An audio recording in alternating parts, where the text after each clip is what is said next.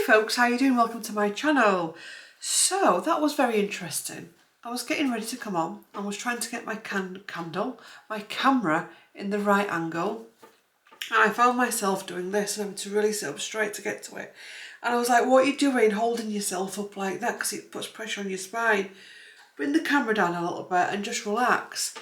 And it reminded me of, you know, I think it still goes on to this day, when children were told to sit straight, back straight, you know, ramrod straight, you know, within the home, within the school environment, and you were like that to attention.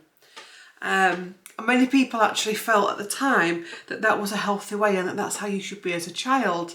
And I could literally feel it in my back. And I was like, no, we're not meant to be to attention. And I was like, what a great way to start this video, because many people feel, due to the father wound, that they have to be to attention. And this can be in various different ways. If you've got the father wound, and you can have the father wound in many different ways, you've for a very early age, you learn, without even realising it, to monitor the behaviour of those around you, specifically the adults that are in charge of your destiny.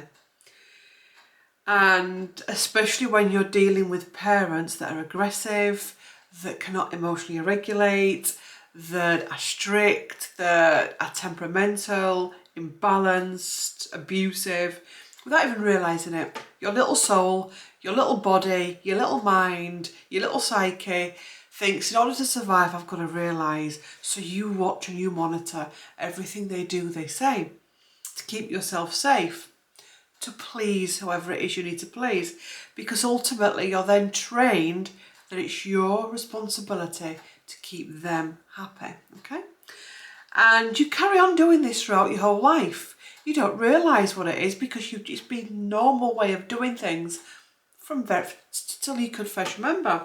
So you start doing it in the workspace, you start doing it in schools, you start doing it in relationships, first dates, friendship circles, etc, etc.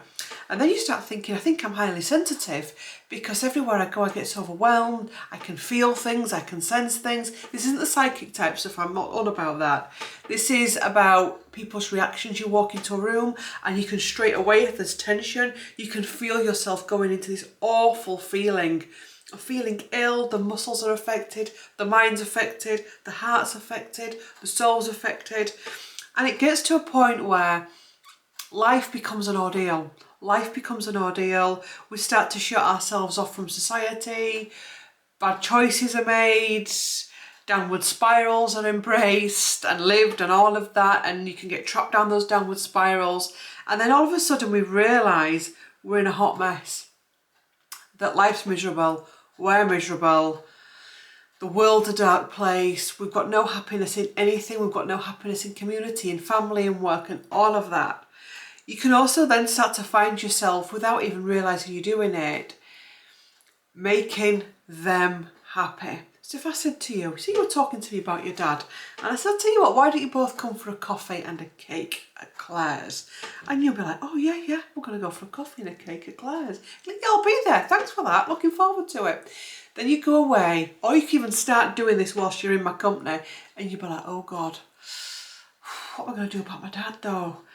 Because actually, do I need to tell Claire that he's actually quite aggressive, or he can be moody, or he can be combative, or he can be very unpredictable, or he can be very depressed or tearful. Oh, do you think I should tell her? Do you think I should write her a letter? Do you think I should email her? I should ring her? Do you think I should cancel?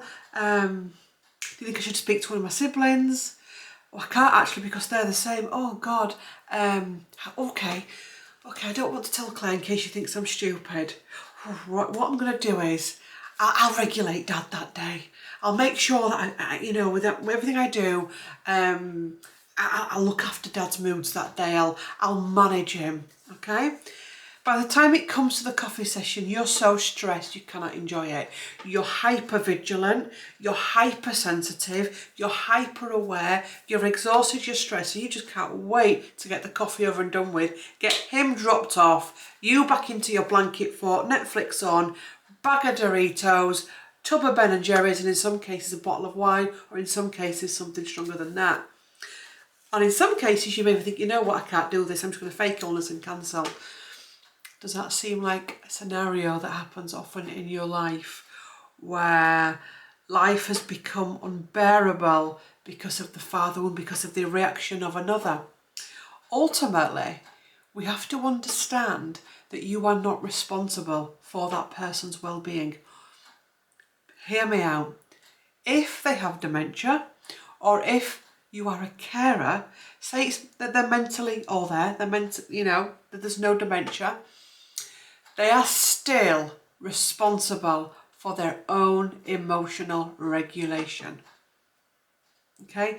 They are still responsible for their own happiness. I understand that many people are carers or take on a caring role. There's also complexities with that as well. You can often find that children that have spent their life trying to keep the peace to make parent happy can then go into, when the parent goes into old age, where they just jump straight in. Sometimes it can happen in families where they're kind of manipulated into that situation, but on some level there will still be that need to please.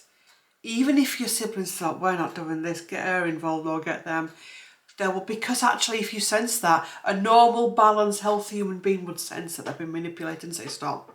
I get that parent needs care, and I get we need to have these difficult conversations, but I'm not going to be manipulated here. And you'd set firm, healthy boundaries.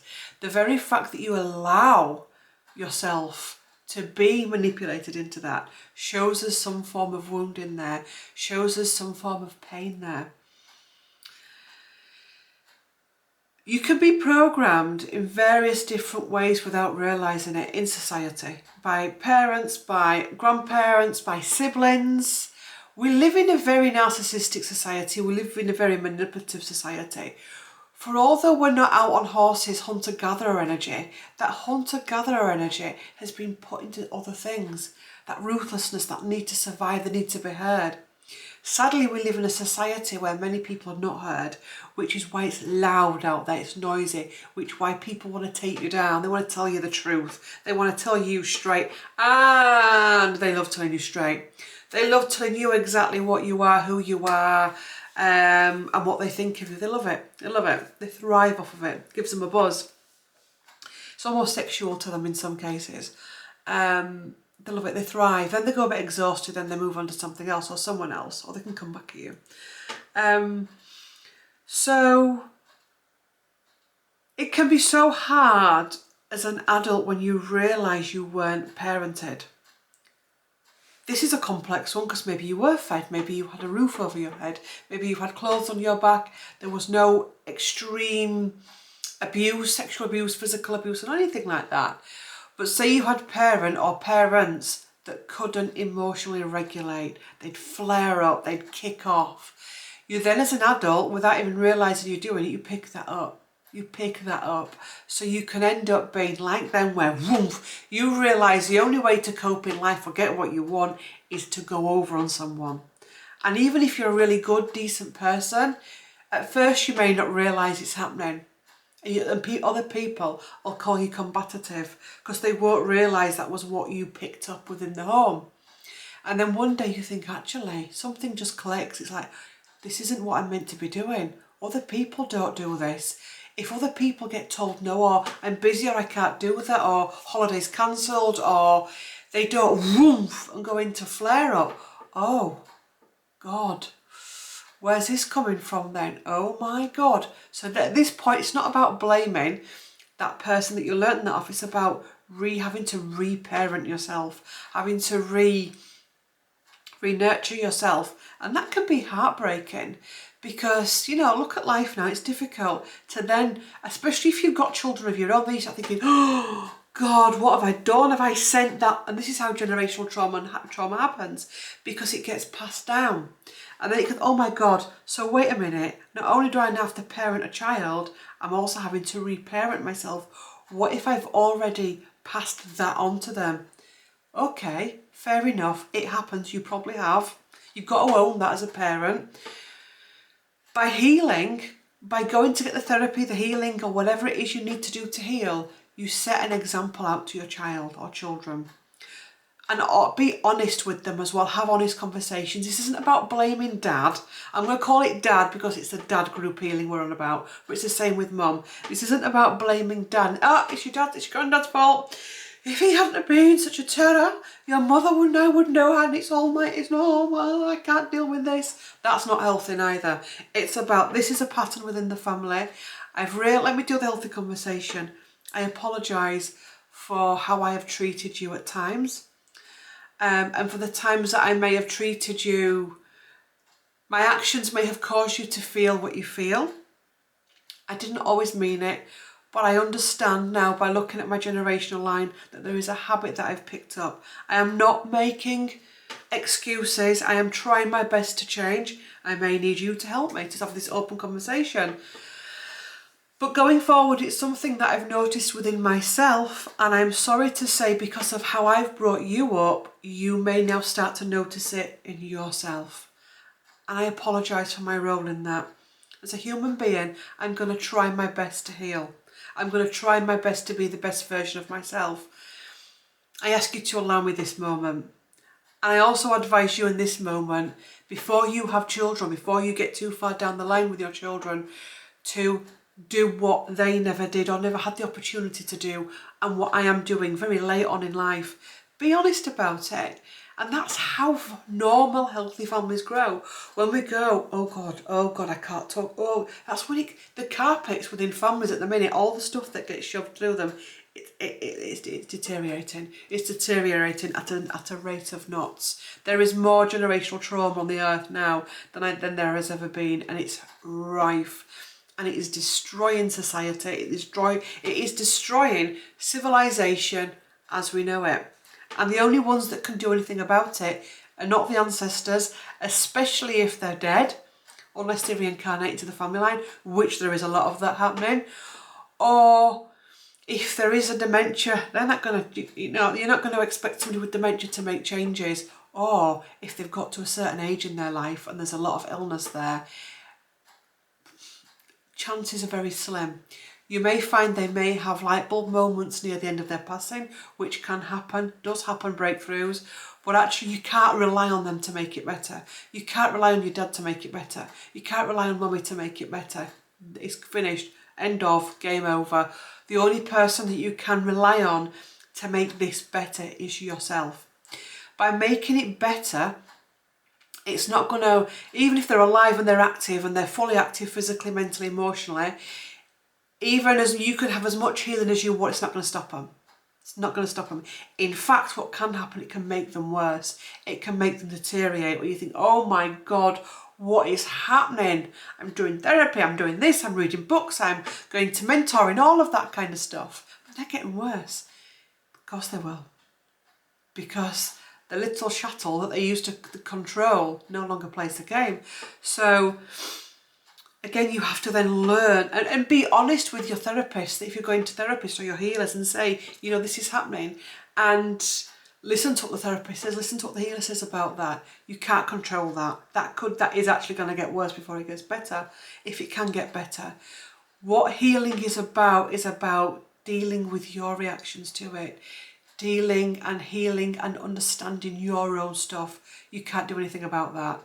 And there will have been a lot of emotional blackmail. There will have been a lot of trippy stuff going on. There'll be a lot of real traumatic things. And you may think, no. They weren't, Claire, they weren't, But actually mindset and manipulation can be trauma. Because you take that, because it makes it easy to be manipulated out in the big wide world, so you start coming across other people like that. I once asked a therapist, is it possible, say if a child has a sexually abusive school teacher, okay? Say if a child, or if a teen, I asked a therapist this, if a teenager has a paedophile as a teacher, let's just say the word, Claire, for God's sake, as a teacher, as a teenager years, or child, Are they in the grooming environment even if nothing's happened to them? And the therapist said, yes, you are. So if you're in the classroom and that teacher, again, take it away from the rude stuff. Take it, say they're maybe mentally controlling, all of that. Is it then a possibility that person goes out into the big wide world and then they come across other people that may be abusers? They don't switch on and go, this person's an abuser. Stay the hell away from this person. Put boundaries up. This ain't right. For them then to go on and actually something happen to them because they've not been grooming, and that kind of behaviour is the norm. And yes, that happens, and that's tragic, isn't it? That's really tragic. So it's about being aware, not hyper vigilant where we're looking around and all of that, because that's not good. We need to come out of that. But being aware at a deeper level, at a balanced level, and a healthier level of just the situations we've been in. That, you know, what was the story? And I need to channel him in the future, where maybe that's why, you know, was it when I did Branwell, when I did the Branwell channeling, and I said, because I now and again on here will channel criminals, okay? And if you've been following me for a while, you know that. And I only channel them when they've got stuff to come through that can help us. They're on the healing path over there. I don't just channel them for entertainment purposes. I never channel anyone for that. They've always got to bring something to the table, and I always make sure it's safe to do so. Fred West. And I remember at the time thinking, Fred West? What's Fred West going to bring to the father wound? The father wound. I need to do it then, don't I? Because remember, I think that the story goes, don't quote me on this, because I'm having to pin it together, there was a part where social services went in to take their own blood children away, and they didn't want to. They wanted to stay with mum and dad, because guess what? It was the norm. It was the norm. And that can be the tragedy about all of this. You can grow up in an environment that is highly toxic. It may not be obvious. You may not be getting physical stuff or sexual stuff. You may even not be getting what you would think mental abuse is, but there could be other stuff going on that becomes a norm. It becomes a norm. So we end up with this spiral. So going on from that, finding your way out of that mess. And again, you're not doing this for the next generation, because we should never be healing for anyone, because it's not going to work. Because healing, real healing, takes guts. Real healing takes listening to some home truths, some tough love. Real healing, you have to listen to things about yourself you don't want to hear. It's really easy to go, they're dark. But to actually have to deal with your own darkness, in some case, really darkness, takes guts, it can be exhausting, it can be painful, it can be emotional. So we must never heal for someone. Like if someone says, if you don't do that, if you don't get healing, I'm leaving you. And say you really don't want to go for healing, you shouldn't do it. Because you've got to do it for you. It's got to be something from within your bones, your blood, your soul. I need to do this. I need to throw what I've got at this. I need to be present, accountable, and open to hearing things I don't want to hear. Because you can tell the good healers, the good therapists will take you to those places. The ones that just throw glitter at you and, oh my God, you're amazing. You've had such a traumatic life and everybody's hurted you because, oh God, because you're the light of the world. Avoid them. Avoid them like the plague. The ones that sit down and really make you face your stuff, they're the ones that gold dust. That's one of the, I'm that type of healer. I'll never bullshit you. I haven't got time for people that come onto the healing path and they just hear that they're healing tourists. You know, I'll give you my full 100% if you give me your 100%. I'm here for it. This is what I'm here for. And that's healing. So you've got to be, you can't do it. I'm doing this for my children. I get you, and well done you for not being like that in the past, but actually it's got to be for you. Because ultimately the vessel that's going to be healed, the soul that's going to be healed, the energies that's going to be healed, ultimately and firstly is going to be yourself. It's not going to be your children. It does ripple out. It ripples to the past. it ripples to the present and the future, but ultimately it's your vessel that is going to be taking the healing, and it's your vessel that has to be able to go through it. So, because obviously I've got the father wound group healing coming up, I've been really thinking about father wound energy. And one of the things that came to me and got downloaded was a big part of the healing journey, or the life journey that many people are at the minute, is to experience this. Because ask anyone that's learned how to reparent themselves or had to reparent themselves. Maybe a parent died early doors. Maybe you were adopted or fostered. Ask anyone that's really embraced this, that's had to reparent themselves. They will say it's an absolutely beautiful journey of enlightenment and learning. They'll say it's painful, it's tearful, and it's bloody lonely at times. And it's scary at times, and it makes you angry at times. But they'll also tell you that it's beautiful. That rebirthing yourself, re-nurturing yourself is amazing. Having to revalue your belief systems because they were the ones that you picked up within the home is hugely powerful. It's transformational. So if you've had to walk the path of the father wound for whatever reason, dad was away, dad left, dad died, dad was an absent father, he was abusive, it was narcissistic, whatever it is for you, it's your moment to rebirth yourself. It's your moment to really treat yourself as a healthy parent would treat a toddler. To allow yourself to cry. How many times we're all guilty of this? Shh, the child starts crying. Shh, goodness sake. Look, if you're good, you'll get a bar of chocolate after this. All of that toxic. Because straight away you learn that, oh, God, crying, but I'm crying because I'm in pain. But they just said, if you're good, I'm bad. Oh, God. That's where food issues come in as well, because food then gets used as a reward. So that's when comfort eating comes and all of that. This is a vast subject, by the way, that is not going to be fully covered in a video. And that will require many of you, and I know this happens anyway, you go off and you're like, wow. And some of you come back for round 2 and watch it again. I love that. I think it's amazing. Sometimes round 3, take notes, journal on it. Watch it and then come back to it, because this stuff can be really deep. It can be really deep, these type of videos. So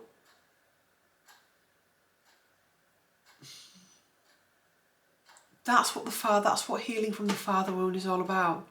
And for everyone that goes on it, it will be different. Some people will go on it and literally it will be 2 days where they just receive healing and it's just calmness in a very noisy world.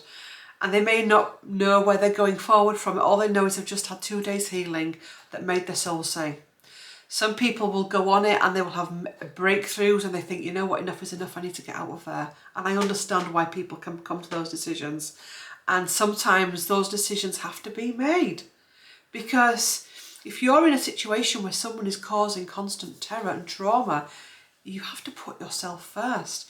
Because otherwise you become destroyed. So some people may get that from it. Some people may receive downloads and enlightenment and think, oh, I've got an idea. I can see the middle way. Say if you are a carer for a parent, you know, it's not always possible to just hands off.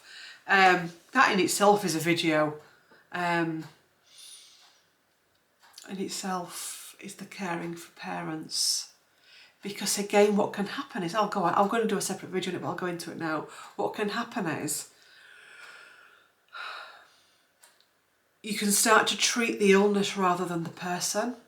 I've spoken about this in other videos. People do this with children, where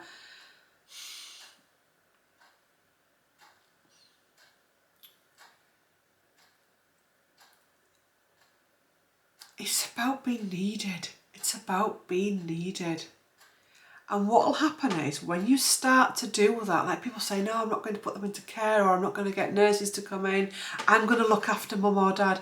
Even, and especially as well, when there has been abuse, you find that a lot. The parent can deteriorate very quickly because the child, because they are the child, can overcompensate. So if you find yourself in a situation where you're caring for a parent, we have to be so mindful of it. We have to be so careful of it, because you can suddenly find your whole existence goes. And when that person dies, you can find there's nothing left for you. You can find my health, mental health, physical health, marriages, your own children, your career, your business, your place in society, and you can go under very quickly in all ways, shapes and forms. It's not, there's no easy answers. And it's about also as well being able to be present with each moment. It's like the coffee day I said to you and your dad. The minute I say that to you, you're going to be thinking about that. You're going to go straight into the future, and that's not good. That's not good, because you're not dealing with yourself now, and that can be another form of trauma response, that we get so used to dealing with the future because of that trauma, the future. But you know, I don't know, say you've got an exam, or say you've got a doctor's appointment, or say you've got a client that's a trickster client, or say you've got to work with your boss that's a trickster boss, so you can start stressing about it so much. But also, whilst you're stressing about the future, the present stuff you're going through, you're not being present with it. So you're causing yourself trauma in the present, you're causing yourself trauma in the future, and you become a hot mess. You know when people make up elastic band balls where they put ball, that's probably a stress response. You become like that, you become a coiled spring. And the only way that you feel you can cope is by alcohol, drugs, drama. You may then start to morph into your parent.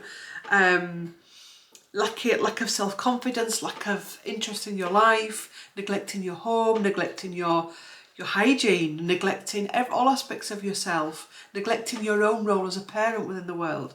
Parents are important. I actually think that being a parent is the most important job in the world. But sadly, vast majority, and I'm not knocking parents here, I've just said I think it's the most important job in the world. But especially in the world we're going in now, where so much is coming up for people, it's exhausting. It's exhausting. You know, when you take on the soul contracts of being a parent, karmically it's huge, which is why many of us haven't.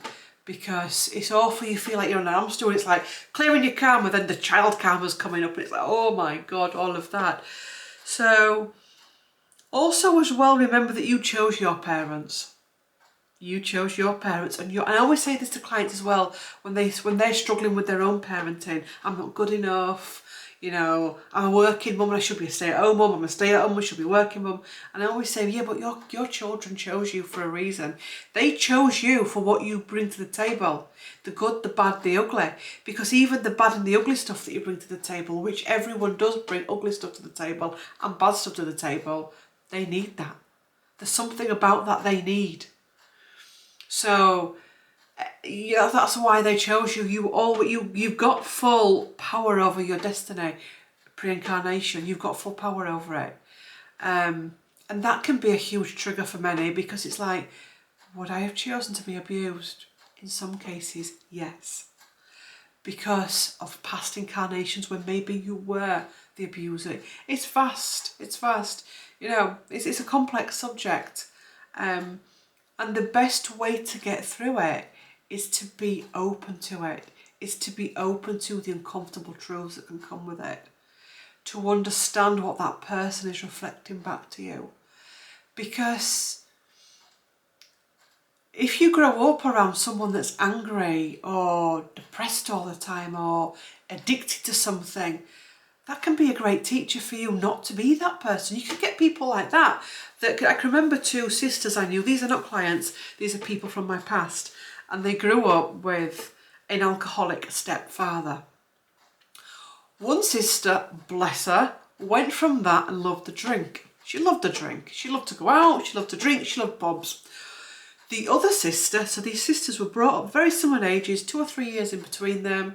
The other sister didn't touch alcohol, left school, steady job, steady relationship, met someone, got a mortgage, built up a home and had a steady life. She did everything her mother didn't do. She didn't go marry the local alcoholic, which the mother did. She didn't become an alcoholic, she had a steady life. So two people in the same environment grew up the same way, they chose different paths. So just because you grew up in trauma does not mean to say you're going to become trauma. It can be the opposite. And again, there's no judgment in this because there's all different levels and different teaching moments and different light bulb moments. So never compare yourself to others. If you're watching this video and you think, God, actually I was the one that went into being reckless and a sibling didn't. God, don't beat yourself up for it. Because actually the truth also is there's recklessness within everyone. So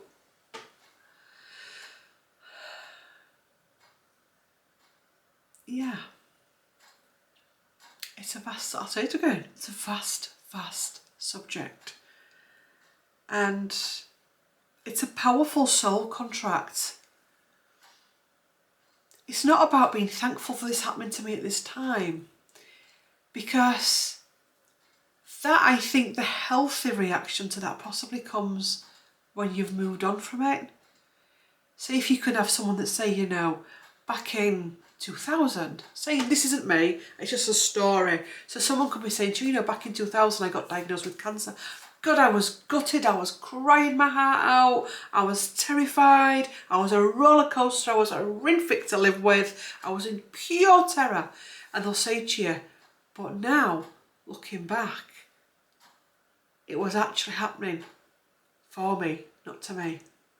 But don't expect somebody to go into that energy when they're just going through it. If someone's woken up the night before they've been attacked, to go, I understand, universe, that this is happening for me, not to me. That's freaky. Unless they are fully on the healing journey, but even so, there's going to be some trauma that comes from that. It's when you go back and you're reflecting on your life, you're reflecting on your stuff, and you go, now I can see what was coming up with that, and I can see what that was showing me. But don't expect your best friend that's just woken up to a burg, she's been burgled, to go, this is happening for me. I'd be concerned at that. But you and your best friend talking about 5 years ago when she was burgled, she could say, actually, it forced me to move out of that area. Or it forced me to leave the partner I was with, because then I found out it was into all sorts of stuff. So actually, that was a blessing in disguise. She ain't going to be having those conversations with you the day after or the day of, and don't you be having those conversations. Don't put yourself under that pressure to have it. Feel into what you're feeling, because a lot of your lessons happen in those feelings. When you're crying, you're angry, you're aging, you're terrified, you're scared, you feel exposed, you feel vulnerable. There's a lot of gifts in all of that. Don't put yourself pressure when this is happening for me. Not to, no. That's got to come after me. Now, if years afterwards you're going, why did that happen to me? You've got a problem. You see the difference? So something bad happens, be in the moment with it. This is horrible, this is why there's good things happen to bad people. Feel it, and then afterwards, and if you've been on the healing path, you're able to pull yourself through it with flow and come out the other side quicker. And that's healthy as well. It's healthy to have been on the healing journey, to be on the healing, because really you never come off the healing journey. Even if you're psychic, even if you're psychic, your healer, your therapist says you need 3 therapy sessions, 5 therapy sessions, you'll finish them, yay! They say you're discharged now, you're off, you pop into the world, you're still going to be on the healing journey, because every act of anything that comes up in your life is a healing moment.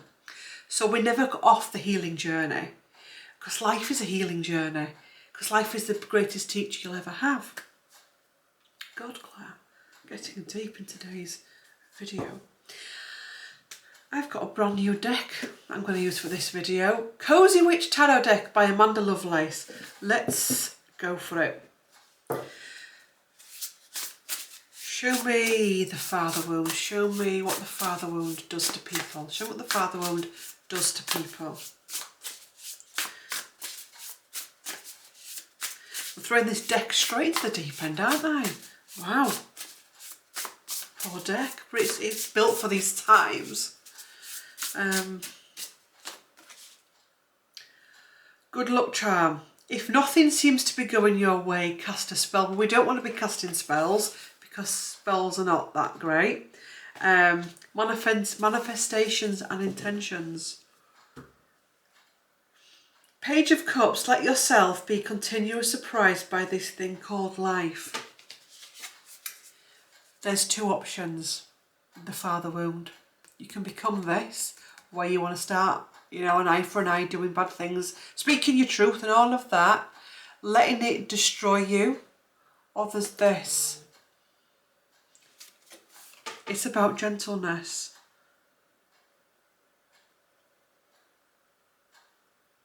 It's about being at peace with it not going your way. Oh, this deck is interesting actually.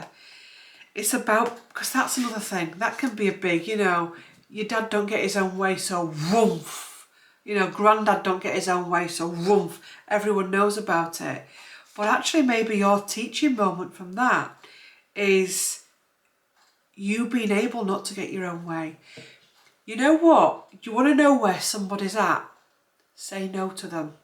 It's a test. Do it. If you want to know where somebody's at and what they think of you, say no and watch what happens. It's a great way to find out if someone's healthy. If you say no to them. Do they rage at you, passive aggressive? Do they ignore you and blank you? Do they talk up shit about you behind your back? All of that kind of stuff. So actually not casting spells, because remember what you put out into the universe comes back to you. It's about being able to step into your heart. Look at both cards. Who would you rather be? Her or her? Dressed in black. Black we know is a heavy energy. Feeling despondent, feeling painful, having to reach out for a spell or having to reach out for eye for an eye. Or do you want to be her that's happy, that's emotional, that's in tune with her feelings?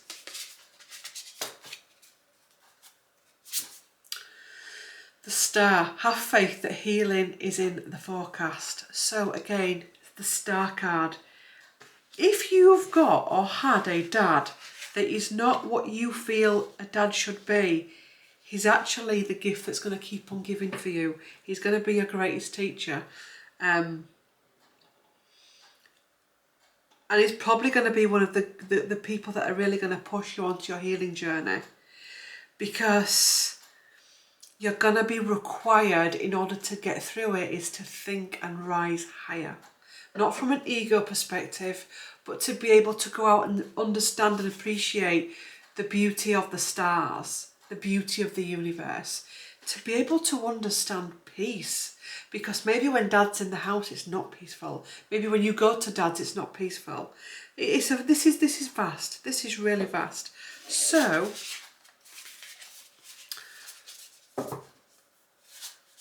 what's the biggest soul contract at play on the planet now in relation to father wound? One card, just one card. What's the main soul contract for those watching?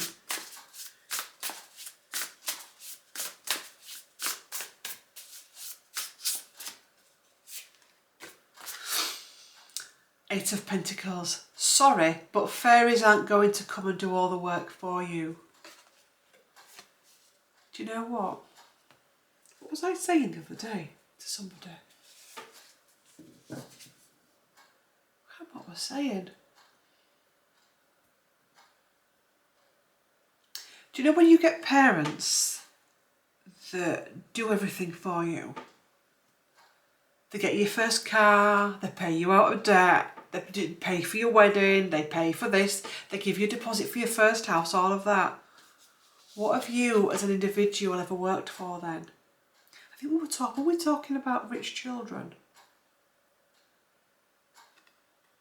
Or was it a book it was Paris Fury. And I think I went on to have a conversation with Gary about it, because Paris Fury was saying that because obviously Tyson's rich, she's off talking about them Furies again, because obviously Tyson Fury's mega rich, they've got money pouring in, but obviously they're gypsy heritage, so they didn't grow up like that. And she said it's you know, it's important that they realise they can't just throw money at their children, that their children are going to understand they're going to have to go out and work for it. And then I think I had a conversation coming from it. It's the greatest gift. It's the greatest gift. To be able to say, I did this on my own. I came from that, and look at me today. I came from that. I could have gone down into addiction. Oh, no, because you may have gone into addiction, you may have gone into pain, but then you've risen up. I've built my life on my own 2 feet. I've built my life. Nobody paid for uni. Nobody bought the new car. Nobody paid for the wedding. Nobody did any of that. Nobody even fed me in some cases. All of that kind of stuff. Nobody showed me how to emotionally regulate. I did that for me. And actually, wow. It's really easy to say, yeah, I've got my first house. All of you, you got, yeah, my dad, you know, give me 40k. And it's like, oh, okay. And then your friends sat there going, oh God. It can be really easy to get, it can be really easy to emotionally regulate. You're sat in a room, say you've had parents that have been wonderfully healthy parents and they've shown you how to emotionally regulate. You sat in a group of people and you sat there, everybody's just raging like that, and you're like, look at me, I'm great, because it's not bothering me. It can be really easy. It can be really easy to go and get big-headed with that. Also as well, to be the person in the room that maybe would have been kicking off, because that's what you came through for the trauma, to be able to go, God, yeah, that's what I used to do. And not judge it, to know why those people are doing it, but to understand that you've helped. There's power in this. It's powerful. 8 of Pentacles is a powerful card. It's the card of hard work. It's the card of building a good life. It's the card of process as well. Traditional tarot is chopping up a log and he puts the log up the tree. So it's step by step. Each pentacle is a step. So on this healing journey, taking your time with it, not pushing yourself. There are a lot of people at the minute pushing themselves on the healing journey. They're going too high, too quick, becoming too ungrounded. Also as well, being able to, once you've worked through your stuff, being able to come out the other side, and when you look back on Dad, it don't matter if he's alive or dead, or even if you've never met him, when somebody mentions his name for you to not to go, oh God. For you to go, actually, yeah, thank you for that lesson. I wouldn't be who I was today if it wasn't for that. When you can get to where she is in that picture, that's biblical. And everyone can get to that. Everyone can get to that. 4 of Pentacles, treat yourself to something shiny every now and again. That's the card at the bottom of the deck. So that's about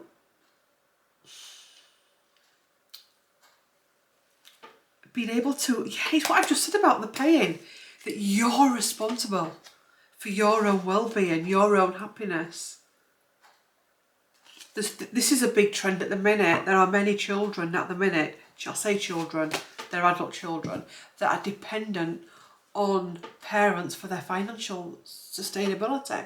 And these children are in their 20s, 30s, 40s, 50s. There are many parents now having to pay for everything, even again, 20s, 30s, because they've been doing that and they feel they can't step away from it. So this is not just about money, it's also about emotional well-being. You know, I need my dad to be around me to be happy, because that's the dad wound as well. I love my dad so much, I can't stand the thought of him dying. That's the dad wound as well. Oh, you're joking, aren't you, Claire? Yes. No, I'm not joking. That's the dad wound as well. I love my dad so much, I need to speak to him every day. I need to see him every day. My dad is the most important man in my life. Above my sons, above my partner. That's the dad wound as well. I mean, I said in my original video about the dad wound, the father wound is a vast subject. You can be a father with the father wound, because maybe your children have left, maybe your child died. You may be a man watching this that can't have children. That's your father wound. So the father wound isn't just A, B, C, tick that box. The father wound is vast. And I can't stand the thought of my father in any kind of pain. I just want to make him happy. Father wound. My dad's met a new woman and he's not going to spend as much time with us now. Father wound. How can he move on after my mum's death or after the divorce? Father wound.